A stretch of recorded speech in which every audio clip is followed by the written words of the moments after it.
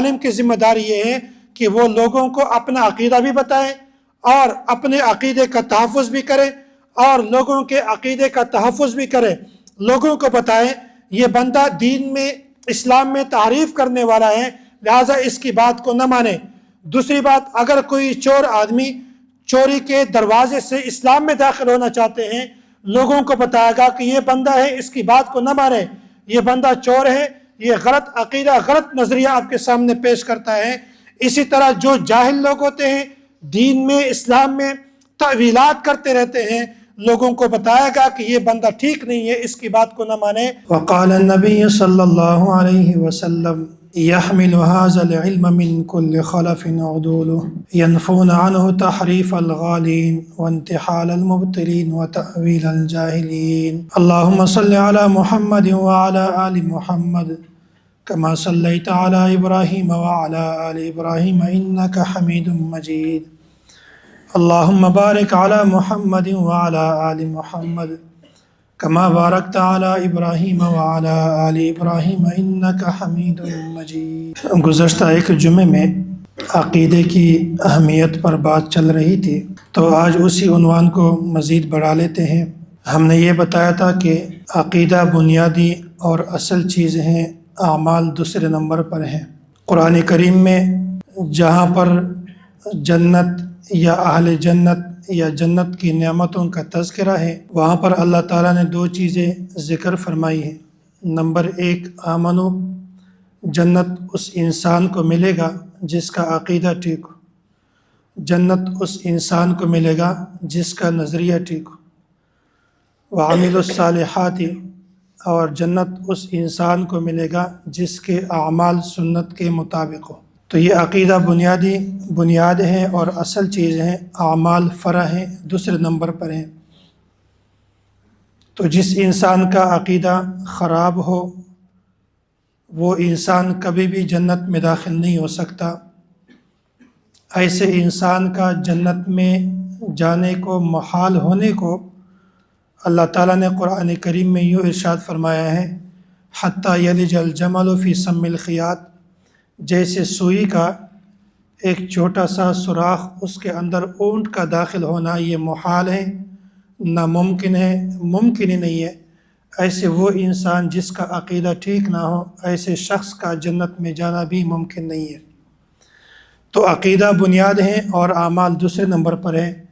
جس انسان کا عقیدہ تو ٹھیک ہو لیکن اعمال کمزور ہوں، اعمال کی بنیاد پر کمزوری ہے، اعمال میں کمی ہے، تو یہ انسان اس اعمال کی سزا بھگتے گا۔ پھر اللہ تعالیٰ اس بندے کو صحیح عقیدہ اور صحیح نظریے کی بنیاد پر اللہ تعالیٰ جنت عطا فرمائیں گے۔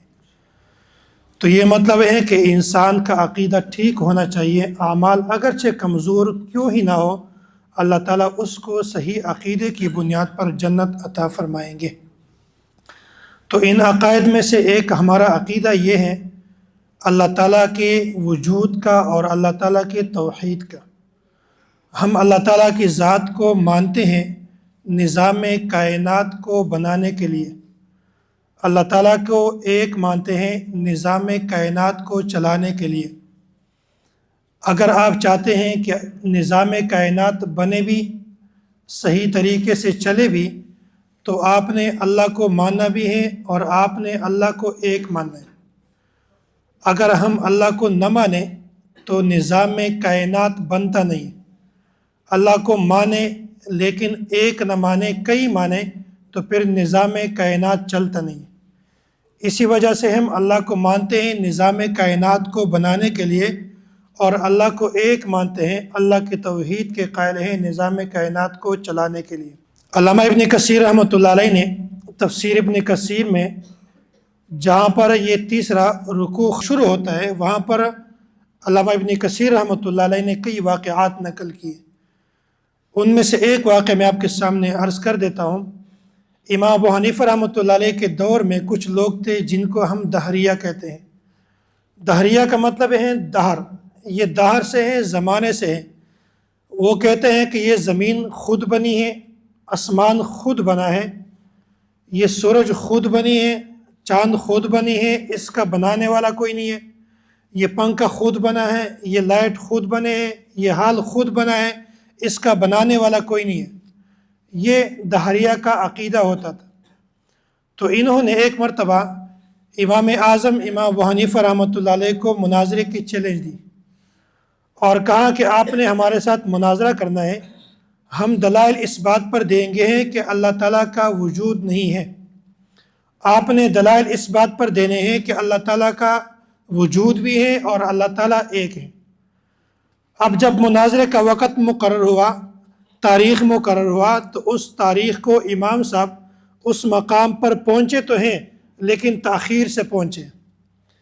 اب جب امام صاحب میدان مناظرہ میں آئے تو ان لوگوں نے کہا تھا کہ آپ تو اپنے آپ کو مناظر کہتے ہیں، آپ تو لیٹ آئے ہیں، مناظر اس طرح ہوتے ہیں، اگر آپ کو مناظرہ نہیں کرنا آتا تو آپ نہ آتے، چھوڑ دیتے، مناظرے کو ہار مان لیتے۔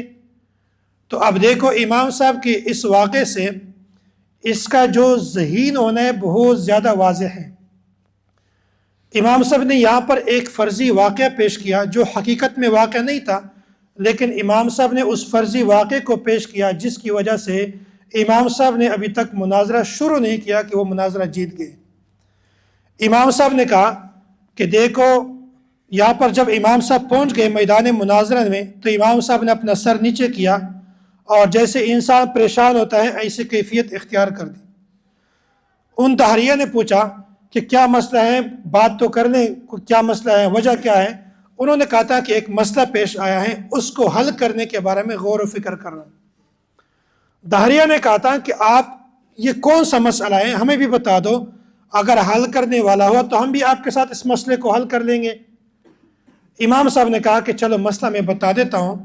جب میں یہ فرضی واقعہ ہے، امام صاحب نے کہا کہ جب میں میدان مناظرہ میں آ رہا تھا تو میں دیکھ رہا تھا جب سمندر کے اس پار تھا، میں یہاں پر آ رہا تھا، میں نے دیکھا کہ وہاں سمندر میں کوئی کشتی نہیں ہے۔ تو اب میں سوچ رہا تھا کہ میں کیسے یہاں میدان مناظرہ میں آؤں۔ امام صاحب نے کہا تھا کہ میں دیکھ رہا ہوں کہ وہاں پر ایک قریب درخت ہیں، وہ درخت خود کٹ کر میرے سامنے آ گئی، اور پھر میں دیکھ رہا ہوں کہ بغیر مستری کے، بغیر مزدور کے وہ درخت کٹنے لگی اور اس سے تختے بننے شروع ہو گئے، پٹیاں بننے شروع ہو گئی ہے، اور پھر میں دیکھ رہا ہوں کہ اس پٹوں سے بغیر مستری کے کشتی بننی شروع ہو گئی ہے، کشتی خود بخود بن گئی ہے، اور پھر میں کچھ عرصے کے بعد دیکھ رہا ہوں کہ وہ کشتی پانی میں گئی اور بغیر ملاح کے وہ پانی میں خود چل پڑی ہے۔ اب جب امام صاحب نے یہ واقعہ ان کو بتایا تو انہوں نے کہا تھا کہ آپ تو بالکل پاگل لگ رہے ہیں، ہم تو سمجھ رہے ہیں کہ آپ مناظر ہیں، آپ کیسی باتیں کر رہے ہیں، ایک درخت بغیر مزدور کے کٹ سکتی ہے، ایک کشتی بغیر مستری کے بن سکتی ہے، ایک کشتی بغیر ملاح کے چل سکتی ہے، یہ ہو ہی نہیں سکتا۔ تو امام صاحب نے کہا تھا کہ جب ایک کشتی بغیر ملاح کے چل نہیں سکتی، بغیر مستری کے بن نہیں سکتی، تو اتنا بڑا نظام کائنات یہ خود بخود بنتا ہے۔ یہ امام صاحب نے ایک فرضی واقعہ بیان کیا، حالانکہ حقیقت میں نہیں تھا۔ اب امام صاحب ان کو بات سمجھا رہے ہیں کہ دیکھو جو شخص کہیں کہ کشتی خود بخود بنی ہے، یہ کشتی خود بخود چل پڑی ہے، تو ان کو بھی غلط کہنا چاہیے۔ جو کہتے ہیں کہ نظام کائنات خود بنا ہے، اس کے بنانے والا کوئی نہیں ہے، اس کو بھی غلط کہنا چاہیے۔ لہٰذا اگر آپ چاہتے ہیں کہ یہ کشتی صحیح رخ پہ چلے تو آپ کو ملاح ماننا پڑے گا۔ اگر آپ چاہتے ہیں کہ اس کشتی کے ملاح نہ ہو یا ملاح ہوں تو وہ ایک سے زائد ہوں تو پھر بہت بڑا خطرہ ہے۔ اگر آپ چاہتے ہیں کہ اس نظام کائنات کے بنانے والا جو خدا ہے وہ نہ ہو پھر بھی خطرہ ہے، ہوں ایک سے زائد ہو پھر بھی خطرہ ہے۔ اگر آپ چاہتے ہیں کہ میری کشتی صحیح رخ پہ چلے تو آپ کو ملاح بھی ماننا پڑے گا اور ایک ماننا پڑے گا۔ اگر آپ چاہتے ہیں کہ نظام کائنات صحیح رخ پہ چلیں تو آپ کو خدا بھی ماننا پڑے گا اور ایک ماننا پڑے گا۔ یہ امام صاحب نے ان کے سامنے یہ فرضی واقعہ پیش کیا اور وہ اتنے متاثر ہوئے کہ اس علامہ ابن کثیر رحمۃ اللہ علیہ نے لکھا ہے کہ جتنے بھی وہاں پر دہریہ بیٹھے ہوئے تھے ان سب نے امام صاحب کے ہاتھ پر ہاتھ رکھ کر بیعت کی ہیں اور اسلام قبول کر دیا۔ تو یہ لوگ کہتے ہیں کہ اپنی فکر کرو، اپنے عقیدے کی فکر کرو، دوسرے عقیدے کا آپ کو کیا پڑا ہوا ہے، دوسرے کے مسائل میں آپ کیوں الجھے ہوئے ہیں، اپنے عقیدے کو درست کرو، اپنے عقیدے کی اشاعت کرو۔ ہم کہتے ہیں کہ نہیں، ہم اپنے عقیدے کی اشاعت بھی کریں گے، دوسرے کے عقیدے کا تحفظ بھی کریں گے۔ اللہ کے نبی صلی اللہ علیہ وسلم فرماتے ہیں یحمل هذا العلم من كل خلف عدول ينفون عنه تحریف الغالین وانتحال المبتلین وتأویل الجاہلین۔ علامہ طحاوی رحمۃ اللہ علیہ نے مشکل آثار میں اس حدیث کو نقل کیا ہے، فرماتے ہیں کہ ہر دور میں علماء کی ایک جماعت رہے گی۔ وہ جماعت کیا کام کرتے ہوں گے؟ وہ صرف اپنے عقیدے کی اشاعت نہیں کرتے ہوں گے، اپنے مسائل کو لے کر نہیں چلتے ہوں گے، اپنے مسائل کو صرف اپنے مسائل لوگوں کو بیان نہیں کرتے ہوں گے، بلکہ وہ دیکھیں گے کہ جو بندہ یحمل هذا العلم من كل خلف عدول ينفون عنه تحریف الغالین، کہ جو غالی بندہ اپنی غلو کی بنیاد پر دین میں غلو کرنے کی کوشش کرتا ہے، تو یہی عالم اس کو بازو سے پکڑ کر گھسیٹ دیتا ہے کہ یہ بندہ محرف ہے، یہ بندہ تحریف کرنے والا ہے، اس کی بات کو نہ مانو۔ تو لہٰذا عالم کی ذمہ داری یہ ہے کہ وہ اپنے عقیدے کا تحفظ بھی کرے، لوگوں کے عقیدے کا تحفظ بھی کرے، لوگوں کو بتائیں کہ اس بندے کی بات نہ مانو، یہ محرف ہے، دین میں تحریف کرنے والا ہے۔ ینفون عنہ تحریف الغالین وانتحال المبتلین۔ اور عالم کی ذمہ داری یہ بھی ہے کہ کوئی آدمی، کوئی جھوٹا شخص وہ کیا کرتا ہے، کوئی چور اسلام میں، دین میں وہ چوری کے راستے سے اندر جا کر اسلام کی بنیاد کو بدل دیتا ہے، تو اس عالم کی ذمہ داری یہ ہے کہ وہ لوگوں کو بتائے کہ یہ بندہ چور ہے، جو آپ کے سامنے پیش کرتا ہے حقیقت دین نہیں ہے، یہ غلط بیانی کرتا ہے۔ تو لہٰذا عالم کی ذمہ داری ہے اپنے عقیدے کا تحفظ بھی کرے، لوگوں کو چور کی نشاندہی بھی کرائے کہ یہ بندہ چور ہے، یہ آپ کو اپنا عقیدہ بیان نہیں کرتا۔ وتأویل الجاہلین۔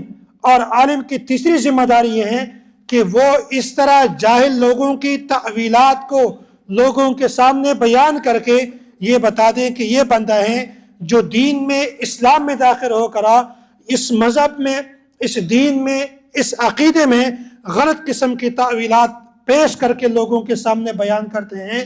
تو میں نے کہا تھا کہ عالم کی ذمہ داری یہ ہے کہ وہ لوگوں کو اپنا عقیدہ بھی بتائیں اور اپنے عقیدے کا تحفظ بھی کریں، اور لوگوں کے عقیدے کا تحفظ بھی کرے، لوگوں کو بتائیں یہ بندہ دین میں، اسلام میں تحریف کرنے والا ہے، لہٰذا اس کی بات کو نہ مانے۔ دوسری بات، اگر کوئی چور آدمی چوری کے دروازے سے اسلام میں داخل ہونا چاہتے ہیں، لوگوں کو بتائے گا کہ یہ بندہ ہے، اس کی بات کو نہ مانے، یہ بندہ چور ہے، یہ غلط عقیدہ، غلط نظریہ آپ کے سامنے پیش کرتا ہے۔ اسی طرح جو جاہل لوگ ہوتے ہیں، دین میں، اسلام میں تأویلات کرتے رہتے ہیں، لوگوں کو بتائے گا کہ یہ بندہ ٹھیک نہیں ہے، اس کی بات کو نہ مانے۔ تو دیکھو، عالم کی ذمہ داری میں نہیں کہتا، صحابی نہیں کہتا، بلکہ اللہ کے نبی صلی اللہ علیہ وسلم خود فرماتے ہیں کہ تم نے ایسے لوگوں سے بچنا ہے، بلکہ عالم کی یہ تین ذمہ داری ہیں۔ عالم کی ذمہ داری صرف اتنی نہیں ہے کہ اپنے عقیدے کا تحفظ کریں، بلکہ عالم کی ذمہ داری ہے اپنے عقیدے کا تحفظ بھی کریں اور دوسرے کے عقیدے کا تحفظ بھی کریں۔ استاد محترم متکلم اسلام حضرت مولانا محمد الیاس گمن دامت برکاتہم ایک مرتبہ شیخ پورہ گئے اور وہاں پر بیان کے لیے، تو یہ واقعہ غالباً تقریر والے فائل میں نے تخصص میں پڑھایا ہوگا۔ استاد محترم جب وہاں بیان کے لیے گئے تو لوگوں نے کہا تھا کہ استاد جی ایک چھوٹا سا بچہ ہے اور مناظر ہے۔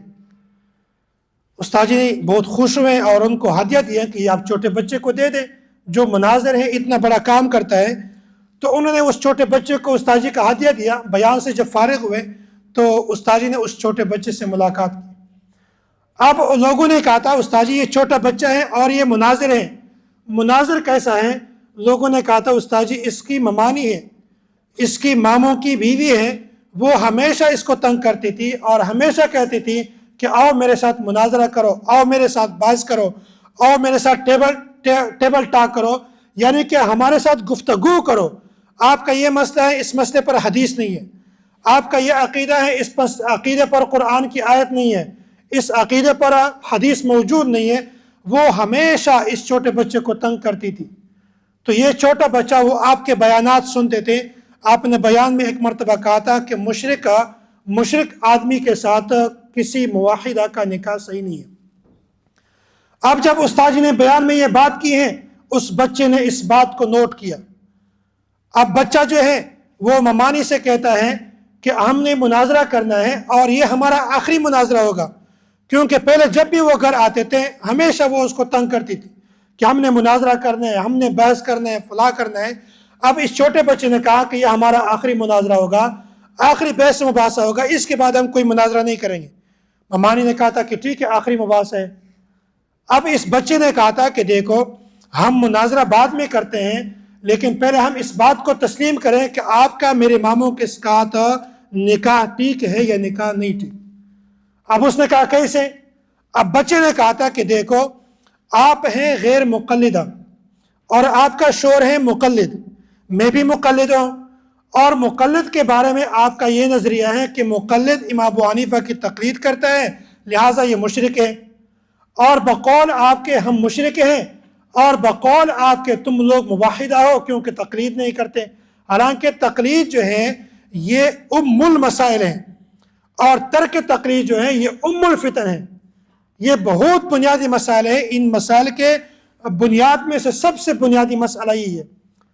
اب جب اس بچے نے کہا تھا کہ تمہارے بقول ہم مشرک ہیں اور آپ کے بقول آپ موحدہ ہیں، تو یہ بتاؤ کہ موحدہ کا مشرک کے ساتھ نکاح صحیح ہے یا نہیں ہے؟ آپ مناظرہ بعد میں کرو، پہلے ہم سے یہ ثابت کرو کہ آپ کا نکاح صحیح ہے نہیں۔ اب یہ ممانی جو ہیں بالکل پریشان ہو گئی، کیوں؟ اگر یہ اپنے نکاح کو بچانا چاہتی ہے تو اس کا عقیدہ ختم، اگر یہ نکاح کو بچانا چاہتے ہیں تو یہ اپنے ایمان سے، اپنے اسلام سے، اپنے عقیدے سے ہاتھ دھو بیٹھتی ہیں۔ اگر یہ اپنے نکاح کو نہیں بچانا چاہتی، اپنے عقیدے کو، اپنے نظریے کو بچانا چاہتی ہیں، تو ادھر نکاح ختم ہو جاتے ہیں، ایک طرف نکاح ختم ہو جاتا ہے اور ایک طرف ان کا عقیدہ ختم ہو جاتا ہے، ایمان ختم ہو جاتا ہے، ایمان کا مسئلہ ہے۔ اب بچے نے کہا تھا کہ آپ موحدہ ہے، بقول آپ کے مشرک کے ساتھ آپ کا نکاح صحیح نہیں ہے، تو آپ بتاؤ ہم مشرک ہیں، آپ کا خاوند بھی مشرک ہے، تم موحدہ ہو، آپ کا نکاح صحیح ہے یا نہیں ہے؟ اب عورت پریشان ہو گئی ہے کہ اگر میں نکاح کو بچاتا ہوں تو وہاں ایمان چلی جاتی ہیں، اگر ایمان کو بچاتا ہوں نکاح ختم ہو جاتی ہیں۔ اب عورت نے کہا تھا کہ بس ٹھیک ہے، آئندہ ہم مناظرہ نہیں کریں گے، تم نے بھی اس گھر میں رہنا ہے، میں نے بھی اس گھر میں رہنا ہے، آپ بھی ٹھیک ہے، میں بھی ٹھیک ہوں۔ اب پھر مناظرہ نہیں کیا۔ تو اس لیے میں کہہ رہا ہوں کہ یہ جو تقلید ہے یہ المسائل ہیں، تمام مسائل کے بنیاد میں یہ تقلید ہے، اور ترک تقلید، تقلید کا نہ کرنا، یہ الفتن ہے، تمام فتنوں کی جڑ یہی ہے۔ اگر لوگ تقلید پر آ جائے تو تمام مسائل کا حل نکل آئے گا۔ دہریہ کے متعلق بات یاد آ گئی ہے۔ ایک مرتبہ ایک اسکول میں ایک ٹیچر تھا، وہ دہریہ تھا، یعنی اس کا عقیدہ یہ تھا کہ یہ آسمان خود بنا ہے، زمین خود بنی ہے، یہ نظام کائنات خود بنا ہے، اس کا بنانے والا کوئی نہیں ہے۔ تو یہ واقعہ بھی ہے اور لطیفہ بھی اس کو سمجھ لیں۔ تو یہ جو اسکول کا ماسٹر تھا یہ دہریہ تھا، اس نے اپنے اسکول میں بچوں کو بتایا کہ بیٹا آپ یہ بتاؤ اس حال میں آپ کو پنکھا نظر آ رہا ہے؟ بیٹے نے کہا جی بالکل نظر آ رہا ہے۔ تو سر نے ایک اصول ان کو سمجھایا کہ پھر اس کا مطلب یہ ہے، اس کی اصول ہے، ایک ضابطہ ہے، بہت تکڑی دلیل ہے۔ وہ کہتے ہیں اس کا مطلب ہے کہ اس پنکھے کا وجود ہے، پنکھا ہے۔ آپ کو اس کمرے میں لائٹ نظر آتی ہے؟ اس نے کہا جی لائٹ تو نظر آتی ہے، اس کا مطلب ہے کہ لائٹ کا وجود ہے۔ اب جب یہ عقیدہ ان کے دماغ میں پختہ ہو گیا، اب انہوں نے حملہ کر دیا۔ حملہ کیا کیا؟ انہوں نے بچوں سے کہا تھا کہ آپ کو اللہ تعالیٰ کا وجود نظر آ رہا ہے، اللہ کی ذات نظر آ رہی ہے آپ کو؟ بچوں نے کہا تھا کہ جی نظر نہیں آ رہی۔ تو استاد نے کہا تھا کہ اس کا مطلب یہ ہے کہ اللہ تعالیٰ کی ذات نہیں ہے، اللہ کا وجود نہیں ہے۔ اب کتنی بہت بڑی بات انہوں نے بچوں کے دماغ میں بٹھایا ہے۔ اب یہاں پر ایک طالب علم تھا، چھوٹا بچہ تھا، وہ مسلمان تھا، وہ آیا اور اس نے اپنے سر سے اجازت طلب کی ہے کہ سر مجھے اجازت ہے، میں اپنے طالب علموں سے ایک سوال کرنا چاہتا ہوں، وہ مجھے جواب دیں۔ اب اس بچے نے کہا تھا آپ مجھے بتائیں کہ یہ جو میرا سر ہے، جو ہمارا استاد ہے، اس سر کے کھوپڑی میں آپ کو عقل نظر آ رہا ہے؟ بچوں نے کہا تھا کہ جی نظر نہیں آ رہا۔ تو اس مسلمان بچے نے کہا تھا کہ اس کا مطلب ہے کہ ہمارا سر جو ہے یہ عقل سے فارغ ہے، کیونکہ جب عقل نہیں ہے سر میں تو یہ تو بیوقوف بن گیا۔ تو اس مسلمان شاگرد نے کہا تھا کہ اس کا مطلب یہ ہے کہ ہمارا استاد جو ہے یہ بالکل پاگل ہے، بیوقوف ہے۔ اب استاد کو بات سمجھ آ گئی کہ میرے دلیل نے یہاں پر نہیں چلنا، میرے دال نے یہاں پر نہیں پکنا۔ اب سر نے کہا تھا کہ دیکھو بیٹا میرے کھوپڑی میں عقل ہے لیکن نظر نہیں آتا. بچے نے کہا تھا کہ اللہ تعالیٰ کا وجود ہے لیکن نظر نہیں آتا. تو دیکھو اللہ تعالیٰ نے ہمارے مسلک میں بڑوں میں اتنا ملکہ عطا فرمایا تھا کہ وہ صحیح عقیدے کا جواب بھی صحیح طریقے پر دیتے. اس پر میں ایک اور آخری بات بتاتا ہوں کہ بغداد شہر کوفہ میں استاد محترم اس بات کو نقل کرتے ہیں. شہر کوفہ میں 3 قسم کے بڑے فرقے تھے. نمبر 1 مسلمان، نمبر 2 عیسائی، نمبر 3 یہودی. اب ان تینوں نے آپس میں اتفاق کر دیا کہ یہ کوفہ کا شہر ہے، مختصر سا شہر ہے، اس میں یہ 3 قسم کے لوگ یہاں پر موجود ہیں، ہم کیوں نہ اتفاق کریں، اختلاف کو ختم کر دیں تاکہ ایک ہی پیغمبر کی بات کو ماننے والے بن جائیں. سب نے اتفاق کر دیا کہ بالکل ٹھیک ہے. اب یہ فیصلہ کیسے کریں گے کہ عیسیٰ علیہ السلام کی بات مانیں گے اور موسیٰ علیہ السلام کی بات مانیں گے یا اللہ کے نبی کی بات مانیں گے؟ فیصلہ ایسے کیا کہ انہوں نے کہا تھا کہ دیکھو ہم اتفاق کریں گے کہ تینوں مذاہب میں سے کون سا ایسا مذہب ہے جو ایک پیغمبر پر متفق ہو، ایک پیغمبر کو ماننے والے ہو. اب جب ہم نے عیسیٰ علیہ السلام کو دیکھا تو عیسیٰ علیہ السلام کا مذہب ایسا ہے کہ عیسائی تو عیسیٰ کو مانتے ہیں، مسلمان بھی عیسیٰ کو مانتے ہیں، لیکن یہود عیسیٰ علیہ السلام کو ماننے والے نہیں ہیں. اب فیصلہ ہوا کہ عیسیٰ علیہ السلام کے دین کو، مذہب کو آگے نہیں پلائیں گے. اب موسیٰ علیہ السلام کی دین کی بات آ گئی ہے. اب موسیٰ علیہ السلام کی دین ایسے ہیں کہ یہود تو مانتے ہیں لیکن عیسائی بھی اس کو مانتے ہیں اور مسلمان بھی اس کو مانتے ہیں. اور تیسرے نمبر پر مسلمان کی بات آ گئی ہے. تو وہ مسلمان کی جب بات آ گئی ہے محمد صلی اللہ علیہ وسلم کی، تو وہاں پر دیکھا کہ اللہ کے نبی صلی اللہ علیہ وسلم یہ ایسی شخصیتیں ہیں کہ اس کو نہ یہود مانتے ہیں اور نہ ہی اس کو عیسائی مانتے ہیں. اب جب فیصلہ ہو گیا کہ موسیٰ علیہ السلام کا مذہب ایسا ہے کہ جس کو عیسائی بھی مانتے ہیں، جس کو مسلمان بھی مانتے ہیں، جس کو یہودی بھی مانتے ہیں، تو فیصلہ اس بات پر ہوا کہ آج کے بعد ہم نے یہودیوں کے مذہب کو، موسیٰ علیہ السلام کے مذہب کو لے کر اپنے اس گلی کوچوں میں، محلوں میں، اپنے علاقوں میں اس مذہب کو اور دین کو رائج کرنا ہے، اس کی تبلیغ دینی. اب جب یہ تینوں اور سارے علماء کرام ایک تاجر کے دکان پہ گئے، تاجر سے کہا تھا کہ ہم نے تو اس طرح مشورہ کیا ہے، آپ کی اس کے بارے میں کیا رائے ہے، لہٰذا تم اس یہودیت مذہب کو اختیار کرو. اس نے کہا تھا کہ میں تو جاہل سا آدمی ہوں، مجھے تو نہیں پتا کہ یہ کیا مذاہب ہیں، کیا چل رہا ہے کیا نہیں ہے، لیکن قریب ایک مدرسہ ہے، اس مدرسے میں ایک عالم ہے، اس عالم کے پاس چلتے ہیں، اس سے پوچھتے ہیں کہ یہ کیا مسئلہ ہے. اب تو وہ سارے یہودی عیسائی اس دکان میں بیٹھ گئے. اب جو تاجر تھا وہ مدرسے میں گئے. وہ مدرسہ جو تھا امام ابو حنیفہ رحمۃ اللہ علیہ کا تھا. اس وقت امام صاحب عمرے کے سفر پر تھے اور وہاں پر اس کے چھوٹے چھوٹے شاگرد تھے. جب یہ تاجر اس مدرسے میں گیا، تاجر نے کہا تھا کہ اس طرح مناظر آئے ہیں، مناظرہ کرنا چاہتے ہیں. اب اس بچوں نے کہا تھا کہ مناظرہ کس موضوع پر ہے؟ اس نے کہا تھا اس موضوع پر ہے. ایک چھوٹا سا بچہ کھڑا ہوا، اس نے کہا تھا کہ میں مناظرے کے لیے تیار ہوں. باقی ساتھیوں نے کہا تھا کہ خدا کے لیے خدا کا خوف کرو. امام صاحب نہیں، اب چھوٹے بچے کیسے مناظرہ کر سکتے ہیں؟ وہ عالم ہے، اب چھوٹا بچہ ہے، چھوڑ دیں مناظرے کو. اس نے کہا نہیں، میں مناظرے کے لیے تیار ہوں.